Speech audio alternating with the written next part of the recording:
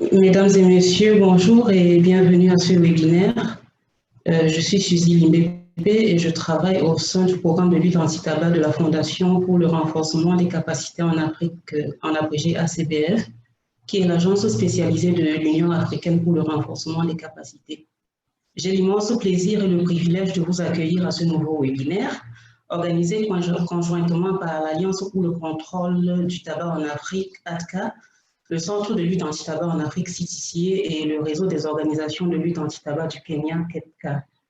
Ce webinaire, qui fait partie de la série des lauréats des prix de la Journée mondiale sans tabac, discutera des conseils pratiques pour faire face aux défis que pose la mise en œuvre des politiques de lutte anti-tabac en Afrique. Il portera plus précisément sur la collaboration entre les partenaires de la lutte anti-tabac en raison de la complexité et de l'aspect multidimensionnel de la lutte anti-tabac. Il portera également sur la mobilisation des ressources locales pour la lutte anti-tabac dans un environnement où les ressources se font rares et les priorités de santé toujours plus nombreuses. La toute dernière étant la pandémie du Covid-19. Et le webinaire portera enfin sur les ingérences de l'industrie du tabac, cette industrie qui ne cesse de se transformer afin de continuer à maintenir son commerce et ses profits au détriment de la santé. Avant de commencer, permettez-moi de vous rappeler quelques modalités pratiques. Vous pouvez écouter le webinaire dans la langue de votre choix, l'anglais ou le français. Il vous suffit pour cela de cliquer sur l'icône interprétation en bas de votre écran. Comme d'habitude, le webinaire sera entièrement enregistré et partagé avec tous les participants ainsi que les présentations faites par les personnes ressources de ce jour. Vous ne pouvez poser des questions qu'en utilisant la fonction Q&R, questions et réponses, visible sur la plateforme, et les questions recevront une réponse par écrit au fur et à mesure qu'elles seront posées au cours du webinaire. Les questions qui n'auront pas reçu de réponse par écrit seront répondues oralement dans les 15 à 20 dernières minutes du webinaire. Et si à la fin, nous avons encore des questions sans réponse, elles seront envoyées aux personnes ressources et une compilation de toutes les questions et réponses sera partagée avec les participants ainsi que l'enregistrement du webinaire et les présentations. Ce webinaire est retransmis en direct sur la page Facebook de ATCA, qui a plus de 76 000 abonnés.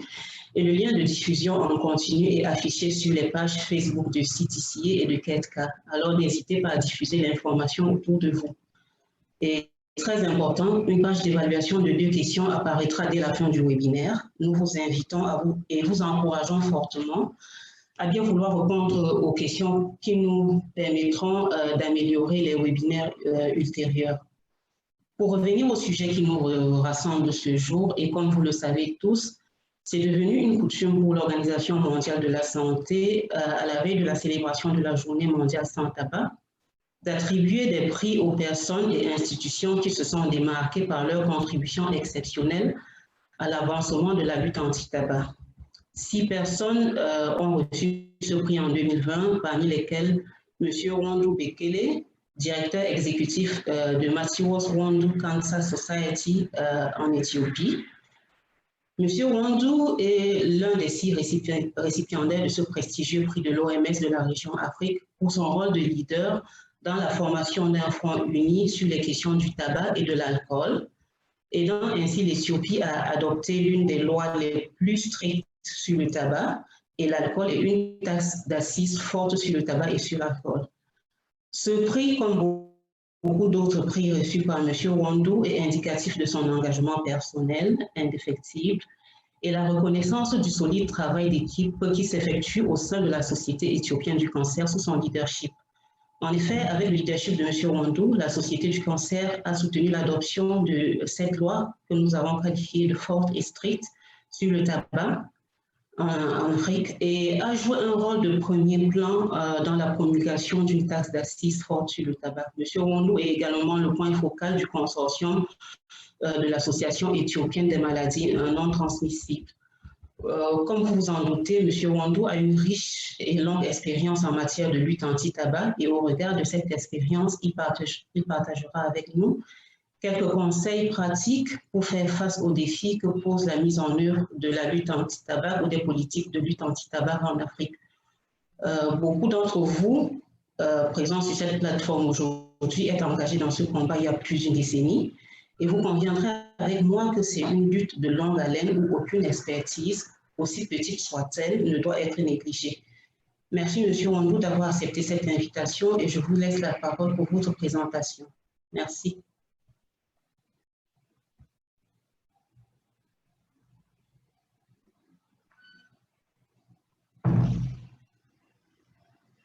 Monsieur Wandou? Shall I continue? Yes, please. Okay, Susie, thank you very much for this opportunity and kind introduction. I'm talking about Africa, but I start with Ethiopia at national level, how our health expenditure is structured, how I want to show you how non-communicable disease in general and cancer and tobacco control in particular is overlooked, and how we are solely dependent in so many African countries for tobacco control on donors and resources from outside our respective countries. As you can see, Ethiopian health expenditure is a unique one, but I strongly believe that it is representative of most African countries because I traveled a lot in Africa and share our experience with my brothers and sisters in Africa. From what I see, it is more or less similar. As you can see, our national health budget is only 6.7% of our national budget. Our health budget is only 6.7% or 5.2% of our GDP, which is way below from Abuja Declaration, which advocates for 15%. And I also want to tell you that 52% of all deaths in Ethiopia are due to non-communicable disease and injury. According to unpublished survey, 70% of COVID-19 deaths in Ethiopia are associated with NCDs. But we are getting only 15% of our annual health budget from Ministry of Health and the government. And NCDI in general and the tobacco in particular is not going get proper attention it deserves. NCDI cost Ethiopia roughly 1 billion USD or 1.8% of GDP annually. This is a huge figure, but when you see the health sector expenditure, 36% of which is from overseas development assistance, of which only 1% is going for NCDI, 33% is from own pocket, and surprisingly, only less than one third of, or 30% is coming from government, and 1% is from private. So we have achievements here and there in Africa. I'm happy to tell you that most African countries, one way or the other, ratified FTC, and its implementation is underway. And from what I observe, encouraging developments are implemented. And we have also evidences available for tobacco control advocacy. We are showing, for example, in some countries how tobacco is making a huge adverse effect on our health and the economy. They have evidences. Although governments are reluctant to commit any reasonable or meaningful budget for tobacco control, we have some resources from donors and the multilateral organizations for tobacco control, which is a good thing. But from national budget, I'm sorry to tell you that no meaningful support is coming from our national governments. Good practice in some African countries, particularly like Kenya, Uganda, even Nigeria, Senegal. But I'm sorry to tell you that these experiences are not properly shared. at national or continental level. In some countries, they have valid tobacco use and prevention policies, but without any meaningful resources. According to my health specialist friends, they say policy without resources is poetry, because it is futile exercise. For any activity, you need budget. For any policy, you need resources. In Africa, we have so many policies, strategies, but when it comes to resources, we have not seen any commitment from our policymakers and the leaders. Go ahead. When it comes to limitations, we have the lawmaking process is very long, and there have so many loopholes. And of course, the tobacco industry is playing in some countries a leading role in putting pressure in our leaders and sometimes influencing and of course making their cases openly. I'm sorry to tell you, Africa is becoming no man's land. Maybe my brother, next presenter, will tell you how Africa constituted, and from so many experts, they say Africa is a new world with a full of opportunities. And this time is for Africa, but these opportunities are compromised by the growing NCD risk factors, of course, including tobacco, alcohol, unhealthy diet and activity, and what have you. When it comes to monitoring evaluation, policies are limited, and in some countries, non-existence. And we have limited measures to protect people from tobacco control in designated non-smoking areas, and making public places free of tobacco is a very limited intervention, even including in Ethiopia, where Susie said we have one of the strongest and the toughest law in Africa. We are struggling with its implementation. Tobacco cessation, as you all know, plays a leading role in tobacco control, but this is also facing a huge burden because of a lack of resources and expertise. No concerted and continuous effort is being played when it comes to tobacco prevention and awareness creation. In some countries, including Ethiopia, still tobacco smoking is perceived as a cool thing or a chic, as they perceived in Western world. Because in Africa, we are so much in love with Western way of life. When the tobacco smoking is declining in Western world, it is increasing in Africa. FETC implementation, particularly graphic warning, is facing stiff resistance, particularly in Ethiopia and some countries. And at this time, plain package is not considered because of its challenge. And I'm sorry to tell you that with all these resource constraints, our leaders and the policymakers are reluctant to use taxation, which is the most effective tobacco tool to hinder initiation, quitting, and to get money for non-communicable disease in the tobacco. This is effectively used in so many countries, including Kenya in Africa, and Thailand, Malaysia, even Turkey, South Africa, and other countries. But in most countries, our leaders are very reluctant to use these effective tobacco control tools. And as I said earlier, for tobacco control, we have very limited resources at our disposal, and the tobacco control integration in NECD and the cancer in particular is limited. Some say tobacco cannot be alienated and cannot be achieved in alienation of other NECD risk factors. And strong resistance from tobacco industry and capacity influence our makers make our life in Africa very difficult. Next, please.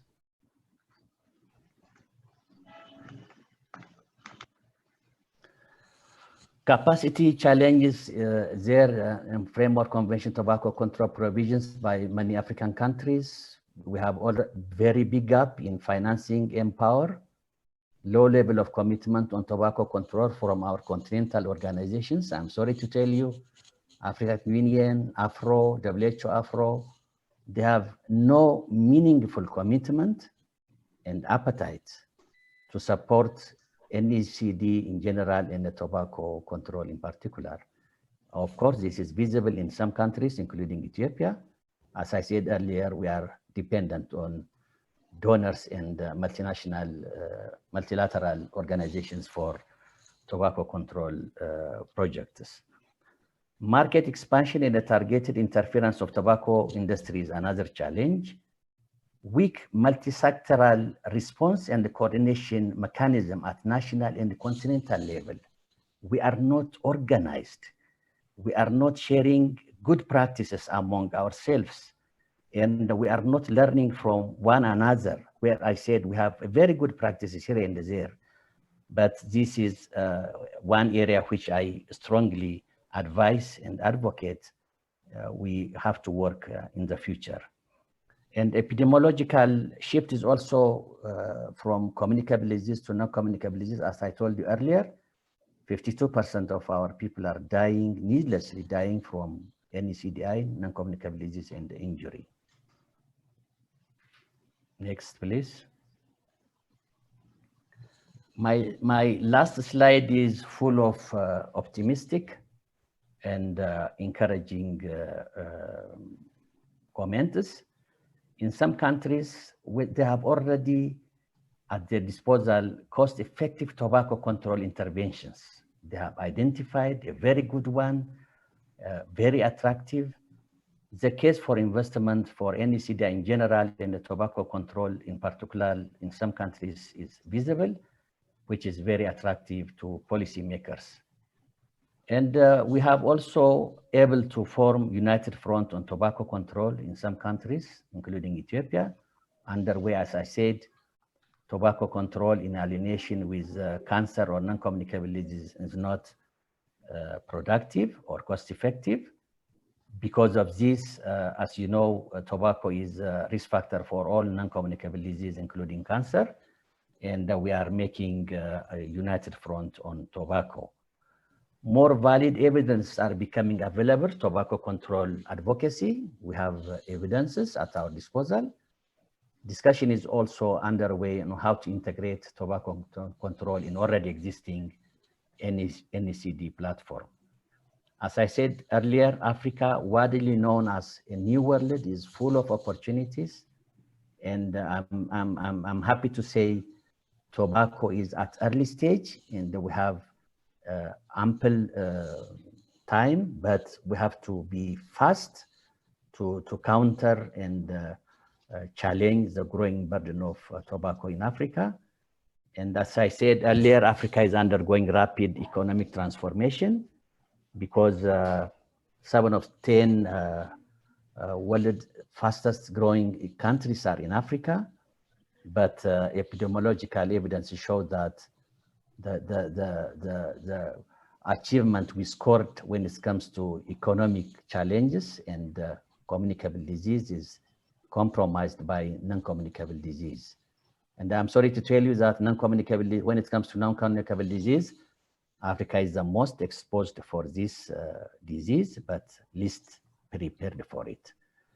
And finally, I want to say that after so many challenges and difficulties, I am hoping and praying God, let this be this time be for Africa. And finally, I thank you all for listening. Thank you.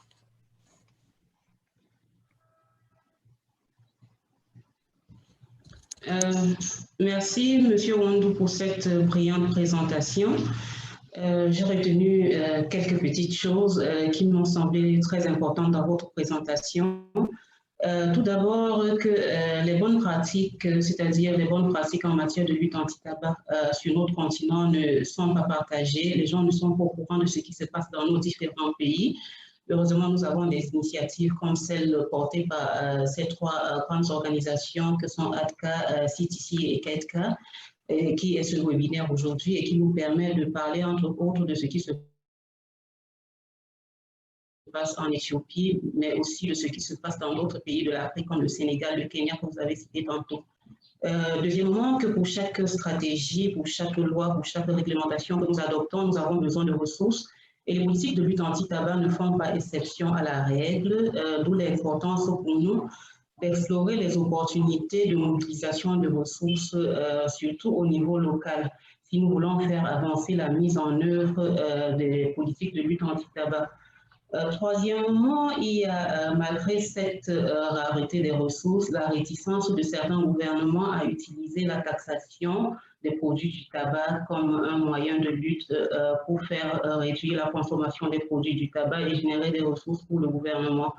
C'est donc un appel pour les organisations de lutte anti-tabac à un plaidoyer plus fort en faveur d'une taxation efficace des produits du tabac, mais également une coordination de nos efforts dans nos activités de lutte anti-tabac. N'oubliez pas, à ce point, j'aimerais rappeler à tout le monde que si vous avez des questions pour M. Wando, veuillez les poster dans la section questions-réponses qui est visible au bas de votre écran sur la plateforme. Et le webinaire est disponible en français et en anglais. Veuillez simplement cliquer sur le bouton interprétation au bas de votre écran pour sélectionner votre langue de préférence. Et surtout, restez avec nous jusqu'à la fin et répondez à notre court sondage. C'est très important pour améliorer les futurs webinaires. Ce webinaire, enfin, est retransmis en direct sur la page Facebook d'ADCA et le lien de diffusion en continu est affiché sur les pages Facebook de CTC et de KEDCA.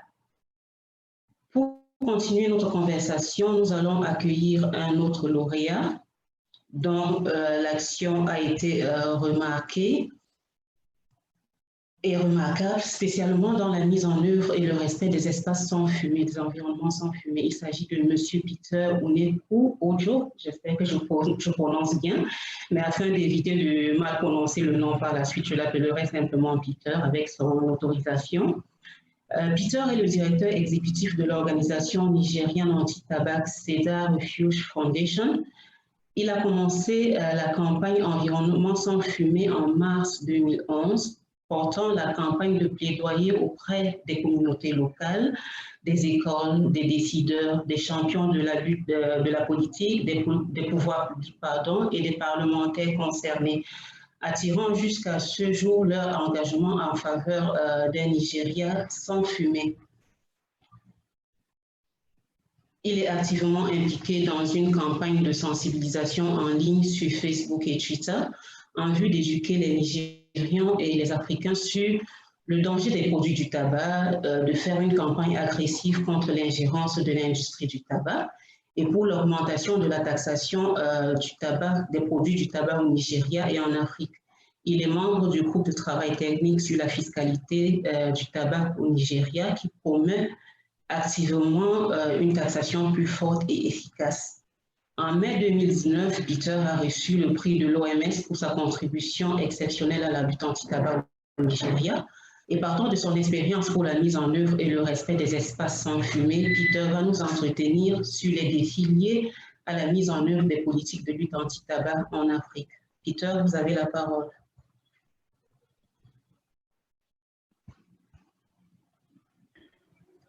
Thank you. Can you hear me? Yes, Peter. Yeah, good afternoon. I am honored to be on this very platform, and it's a great privilege to talk to the entire tobacco control advocate in Africa concerning overcoming challenges in tobacco control implementation in Africa. I really most appreciate Dr. Wondu for the good work he has done, and honestly, that is quite huge. And thank you, Dr. Wondu. Yeah, tobacco use is a major contributor of morbidity and mortality globally, and currently increasing in Africa. And if you look at this picture on the slide, the big man standing before the little boy represents tobacco industry, and the small boy represents Africa. at this. The operation of tobacco industry in Africa is very huge and overwhelming. Africa is home to 54 countries with over 1.2 billion population. Africa is largely gifted with creative youth population of over 270 million between age 15 to 24, and this is almost half of the entire Europe, and also should I say 70% of United States of America.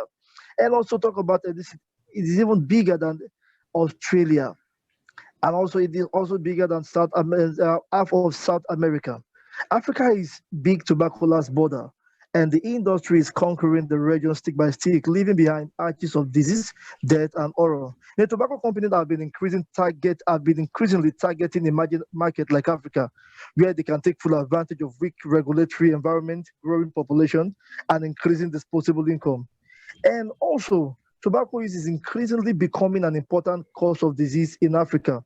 The available evidence indicate that both the burden of disease and smoking prevalence are on the rise. Evidently, tobacco control is being weakened by a number of challenges. Next. Next. Yeah, the prevalence of tobacco smoking is equally increasing, with the prevalence increasing from 9.8% in 2015 to 13.9% in 2016. Currently, we have more than 80%, 80 million adult smokers in Africa. This number is projected to increase dramatically, along with the economic and health burden attributable to tobacco use.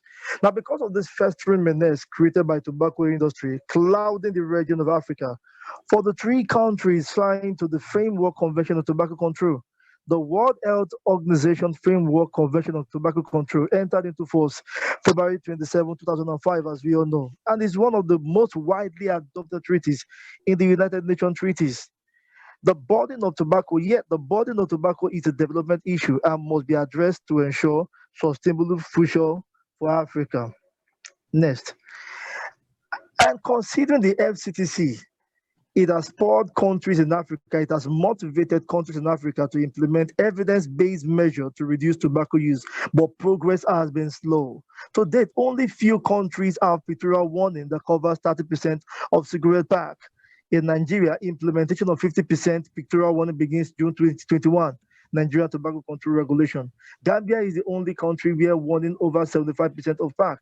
Now, few countries also have comprehensive ban on tobacco advertising, promotion, and sponsorship. Few countries also have smoke-free policy for all indoor public places, workplaces, and public places.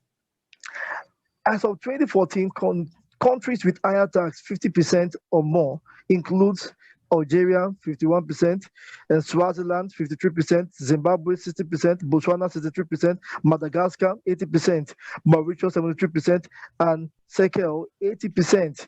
These few countries, they have at least recommendable higher tax against tobacco industry and tobacco products. And when you look at the picture below, you will see a pull between the government and tobacco industry and also anti-tobacco group. Now, this is a pull and push battle. The, this is a pull and push. This is a pull and push battle, and the strong pull is on the side of the tobacco industry because they pull with so much weight, so much aggression, and so much manipulation. That is why Africa, as green as Africa is, and they have tagged Africa as a new continent. Africa is not just going to be on the rise for better living and wellness, but Africa definitely must stand against tobacco industry interference. Next. As a result, progress in tobacco control in Africa has been steadily slowed down as a result of bending factors, including number one, TC policies and laws are not comprehensive.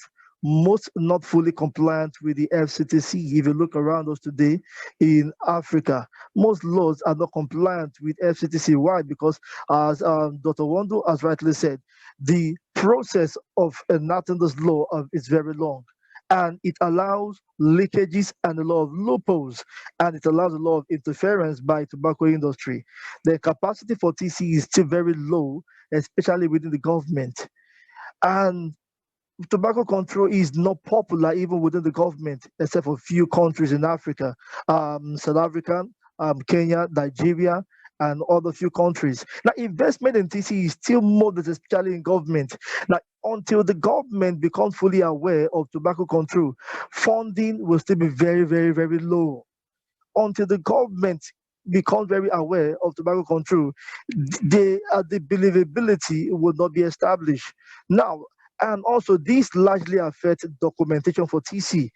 Now, documentation for TC also has to do with what we call data production, data processing, and also we're talking about research, because this is highly low and it is not easily accessible even among us in Africa.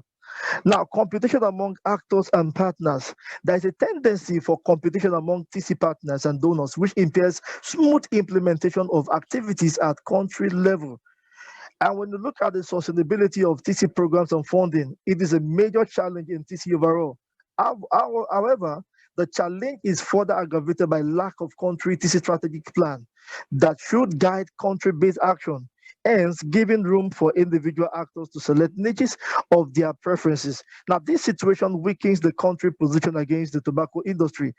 Lack of multi-sectoral coordination, lack of integration of tobacco control in other public service programs such as HIV, MCH, TB, and poverty reduction programs, and non-participation of other sectors of government other than health, such as gender, trade, finance, education, environment, and agriculture. Lack of consultation by partners with Ministry of Health. This often leads to lack of continuity and sustainability of activities. And also talk about the malicious and devious tobacco industry interference. The industry has a long history of undermining public health policy. In the tobacco industry is built on a deception and manipulation of science. And also in several African countries, tobacco industry has fraternity with government officials. The industry has a notorious way of evading, circumventing regulation.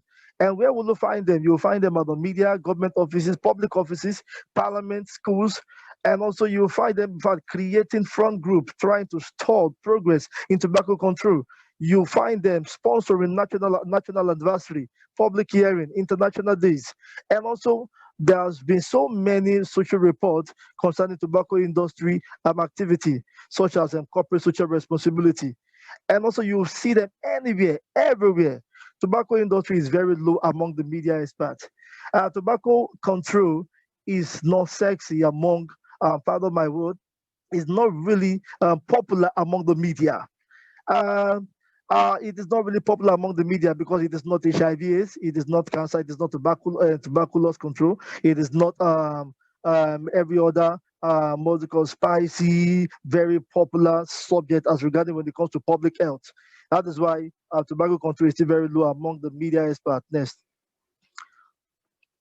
Now, overcoming these challenges, Africa tobacco control requires bold moves, bold organizations. We need to be very bold. We need to come out all out against tobacco industry. We need to come out all out in support for wellness and in support for life. And we need to keep in mind and have it at the tip of our tongue that human life is completely, public health is completely at variance with the interest of tobacco industry. And also, Africa tobacco control must be redefined. Africa TC must redefine its place to fit into the economic argument and the SGD agenda. Africa TC must mobilize resources locally. It is Africa TC must organize and coordinate, like Dr. Wando has rightly said. Just a few countries in Africa that have good coordination, countries like Kenya. Just today, despite the manipulating way BAT got their nicotine pouch registered as a pharmaceutical product in Kenya, just today, because of the united voice, because of the unifying voice of tobacco control organization in Kenya, just this morning, nicotine pouch has been outlawed. It is illegal in Kenya. and talk about Nigeria. We have a good coordination in Nigeria. We also have some good coordination in South Africa too. Now, the Africa TC voice must be won. It must be won at the national level, and it must be won at the regional level. Africa must tell their own story. Africa must tell their own story. You must not wait for big tobacco to be telling stories for us. After all, only PMI spends $7 billion on research and development with 400 scientists on their payroll. Africa must go against this odds. That is why when you look at the first slide, you will see big tobacco as the big man and Africa as the small boy. Africa must tell their own story. We must come up with research, consistent research. We must have good documentation, platform also for dissemination, education and awareness raising. We need to educate the people. We need to educate the government. We need to educate the policymakers, and also we need to educate the technocrats. And in creating our awareness, our awareness creation must drive at people, what we call people integrated, and we must be able to integrate people into our awareness creation, because when you educate someone, you are giving them the power of you are giving them the power, and once they know, definitely they can't be deceived. Africa platform, Africa TC conference, regional resource mobilization. We must have one voice when it comes to conference, regional resource, and mobilization. Africa voice must be won. And also, we need to have a strong national tobacco control program. And this indeed is a good model for Africa. As a national tobacco control program is a documentation by government, and in that documentation, not just is a commitment of every government in Africa to tobacco control. It's a commitment of every government in Africa for awareness. Is a commitment of every government in Africa against the menace caused by tobacco control. And this comes with goals, objective, and also strategic implementation with good policy dissemination. And also, it must be all guided by a good monitored and evaluation and what we call mechanism. And the strong TC policies and laws must be compliant with FCTC, and also our policies must be very strong. Our policies must be highly effective. We must fight against loopholes. We must fight against leakages in our policies. And also, when they talk about sustainability, investment by government must be real, because there must be a whole government approach to tobacco control. There must be a whole government approach to tobacco control, and also from the local philanthropies and businesses. And we should be able to monitor, counter, and expose transnational tobacco companies' moves to prevent tobacco control policies from being adopted and implemented. And how can we do this? We can monitor this through TC advocates, through volunteers, public health community, XTI workers, TC experts, allies in government, media, and also parliamentarians and policymakers. And also because they need to understand that whenever they come across this, they should be able to understand what the tobacco industry interference is all about. And also, lastly, disseminating success stories and changing attitudes. The role of the media. This indeed is the role of the media. The media need to take its place when it comes to disseminating success and stories, testimonials, because success stories and testimonials, they change the attitude of the government, and also they also change the attitude of the technocrats around. They also change the attitude of the tobacco control advocates. They ensure that all hands are continuously kept on deck, so that to have tobacco control effective in Africa. Tobacco control in Africa is a winnable battle. Next. Tobacco control in Africa is a winnable battle. It's a battle we can win, and it's a battle we will win. Thank you very much.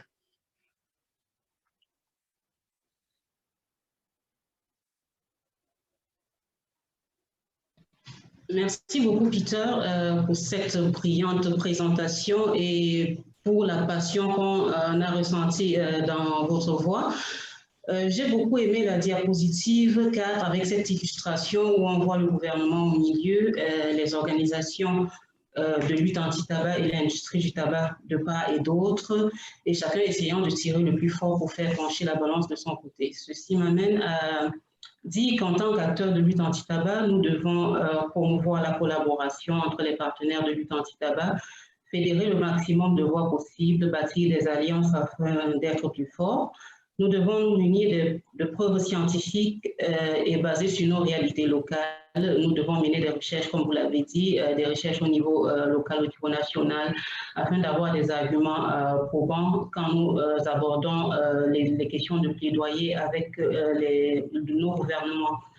Nous devons nous munir également de beaucoup de courage, car notre effort doit être continu et soutenu. Et surtout, n'oublions pas que nous nous battons pour la plus noble des causes, qui est celle de protéger les générations présentes et futures des effets sanitaires, sociaux, environnementaux et économiques dévastateurs de la consommation du tabac et de l'exposition à la fumée du tabac. Tel est l'objectif de la Convention que nous nous attelons à faire ratifier et à mettre en œuvre. Nous avons quelques questions qui ont été postées dans la session questions et réponses. Notamment, nous avons Sarah qui dit qui s'interroge parce que selon elle, les gens aiment toujours autant le tabac et il semble que les lois et politiques mises en place par certains pays ne sont pas appliquées dans tout le pays. Il y a des lacunes ou des réticences dans la mise en œuvre, y compris par les consommateurs. Et c'est comme s'il y avait un manque de sensibilisation médiatique. Elle pose la question de savoir quel plan ou suggestions nous pouvons donner afin d'intensifier toutes les activités visant à combattre le vice qu'est le tabagisme. Pour cette question, je crois que M. Wandou et Peter nous ont tout au long de leur exposé donné quelques pistes de réflexion et de solutions, mais je vais inviter M. Wandou, si possible, à parler ou bien à mettre l'accent sur certains des conseils qu'il a donnés et qui peuvent répondre à la préoccupation de Sarah. Monsieur Wandou.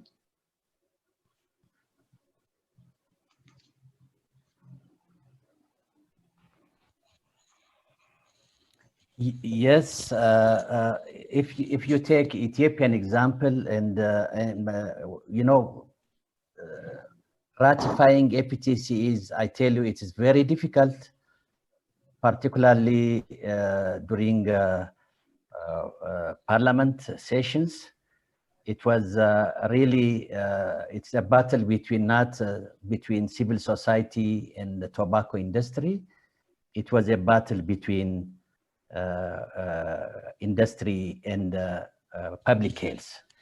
And we are so successful in making united front and included Ministry of Health and the FDA, the regulatory body of Ministry of Health. But once we ratified the law, the proclamation, we found out that implementation is even more difficult because implementation, as you can imagine, takes a whole lot of involvement, enforcement at national level. And for example, Ethiopia is a federal state. All our 11 regions, they have to own and develop and ratify their own laws based on national proclamation ratified by the parliament. But I'm sorry to tell you, implementation is getting more difficult, but we are progressing gradually, surely, but implementation is becoming very difficult. It requires a whole lot of resources, support to regions, to zones, and you know, making a case for hotels, for hospitality industry to adhere to the proclamation, schools, public places, and what have you. It is a huge intervention which requires a whole lot of resources and attentions. I think from our experience, we came to understand that implementation requires a whole lot of commitment from our policymakers and leaders and the community at large. Thank you. Merci beaucoup, Monsieur Wandou. Je ne vais plus interpeller Peter parce que je crois que si Caleb pouvait nous projeter l'avant-dernière diapositive que Peter a présentée, je crois que beaucoup des éléments qu'il a abordés là répondent un peu aux préoccupations de Sarah et apportent des éléments de réponse à la question qu'elle se pose, à la question que nous nous posons en tant qu'acteurs de lutte anti-tabac. Il y a une autre question également qui a été posée par notre collègue Gad de la Tanzanie qui demande combien de gouvernements africains financent efficacement la lutte anti-tabac. Peter, avez-vous une idée, vous qui travaillez sur la taxation des produits du tabac tant au Nigeria que pour une meilleure taxation des produits du tabac en Afrique, avez-vous une idée du nombre de gouvernements africains qui financent de façon efficace la lutte anti-tabac?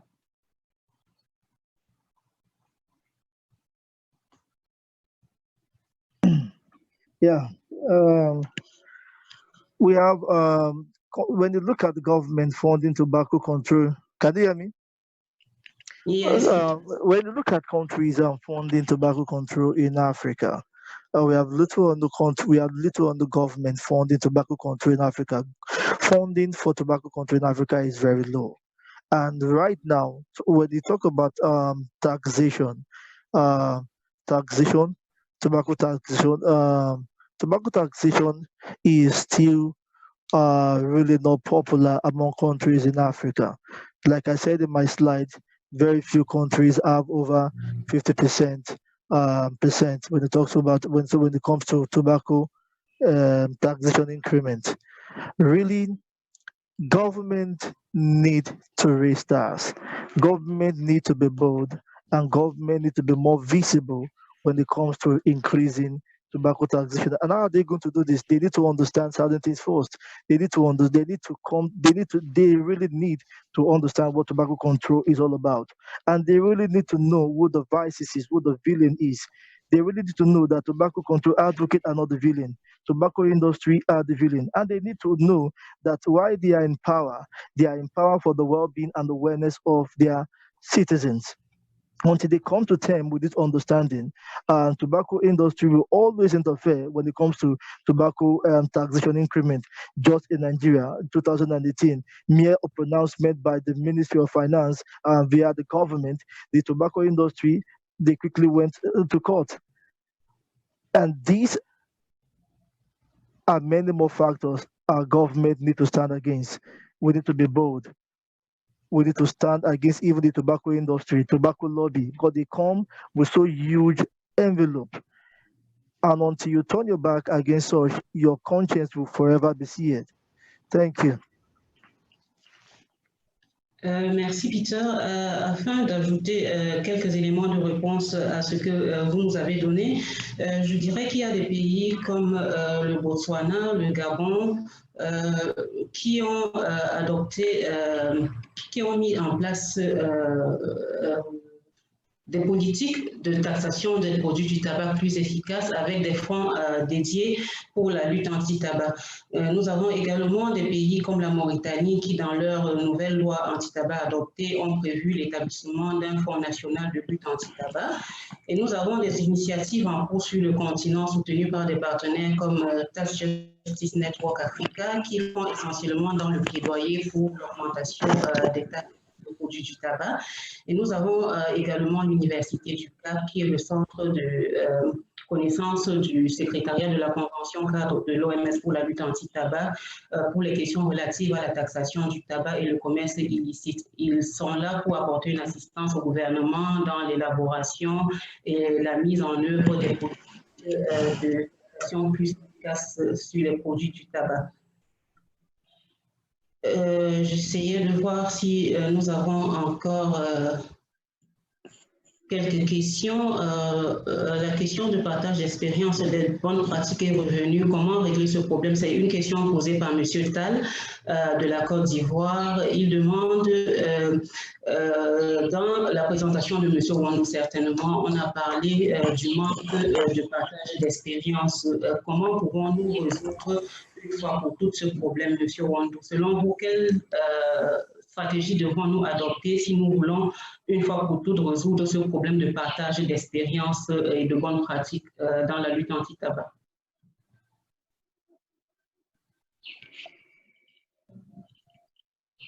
Yeah, to give you an example, while in Ethiopia we are struggling to impose strong excise taxation on tobacco, alcohol, unhealthy diet, and what have you, our brothers and sisters in Kenya, they are trying to put mechanism in which they want to share profit from the tobacco industry, because this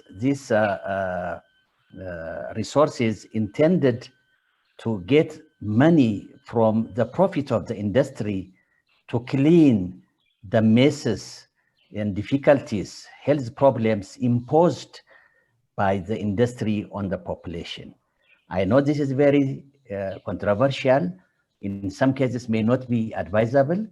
This is a very good practice in which I'm so much supportive of getting it. But even in Ethiopia, our prime minister, because of our pressure, he openly said that the excise tax revenue the government is getting from tobacco and alcohol need to be set aside for the Ministry of Health. But this does not mean the Ministry of Health is going to put some money for NCDs or tobacco control, but this is a very good sign.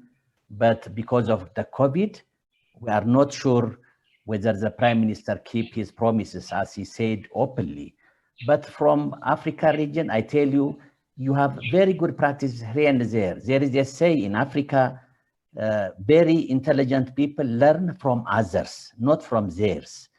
We shouldn't make any mistake our brothers and sisters making or made in another African countries, because Africa is so small, and not we are in terms of geography, but in the terms of population, we are only 1.2 billion, less than India or China. We have to see it, Africa, as a very integrated, solid continent with some kind of makeup. So international and continental organizations like you, CBF, CTFK, ATCA, and Afro, WHO Afro, and Gates Foundation can help us, in which we identify good practices and they share among ourselves. Thank you.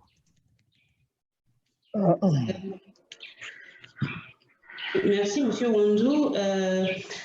Je crois que dans le sens de l'expérience comme demandé par Monsieur Tal, des plateformes pour les pays africains, comme indiqué par Peter dans sa présentation, seraient aussi les bienvenues. Une conférence africaine, pourquoi pas une conférence? Nous avons tous les 3 ans, ou un peu moins, je ne me rappelle plus exactement, la conférence mondiale sur le tabac ou la santé. Il serait intéressant peut-être avant d'y aller d'avoir une conférence africaine où on regroupe tous les pays africains et où on se retrouve en tant qu'acteurs de lutte anti-tabac pour partager nos expériences et les recherches qui ont été menées sur le continent, parce qu'il y en a beaucoup. Et si nous avons une telle plateforme, je crois que c'est un début de solution à la question de partage d'expériences. Nous avons cette initiative par ATCA, KETCA et CTCA qui est ce webinaire, et nous les encourageons fortement à continuer dans ce sens-là, car ça nous permet d'ouvrir les yeux sur ce qui se passe non seulement dans nos propres pays, mais autour de nous. Et Ludgar a fait une suggestion suite à la question qu'elle a posée, c'était d'avoir une approche unie et d'examiner les moyens de mobiliser les gouvernements africains contre le tabac et la nécessité de son contrôle, et donc de lui allouer des fonds. Je crois que c'est une suggestion qui est bienvenue et que nous allons envoyer aux organisations majeures que sont régionales, que sont CTC et ATCA, afin d'approfondir cette réflexion pour le bien-être et pour l'avancée de la lutte anti-tabac dans la région africaine. Comme indiqué au début de ce webinaire, le webinaire a été enregistré et sera partagé avec tous les participants, ainsi que les présentations faites par les personnes ressources de ce jour. Le webinaire était retransmis en direct sur la page Facebook d'ATCA et le lien de diffusion continue affiché également sur les pages Facebook de CTCA et de KEDCA. Et enfin, je vous inviterai enfin, et c'est une prière, de n'oubliez pas de répondre au questionnaire. C'est juste 2 questions qui vont s'afficher sur la page d'évaluation qui apparaîtra dès la fin du webinaire. S'il vous plaît, veuillez bien y répondre car cela permettra aux organisateurs d'améliorer les performances et d'améliorer la qualité du service qu'ils veulent vous offrir à travers cette initiative. C'était un plaisir pour moi d'être votre hôtesse ce jour et je remercie ADCA, CTCA et KEDCA pour l'opportunité qui m'a été donnée. Je remercie tous les participants qui se sont joints à ce webinaire et je vais de ce pas retourner l'antenne à Caleb s'il y a d'autres informations à ajouter. Merci.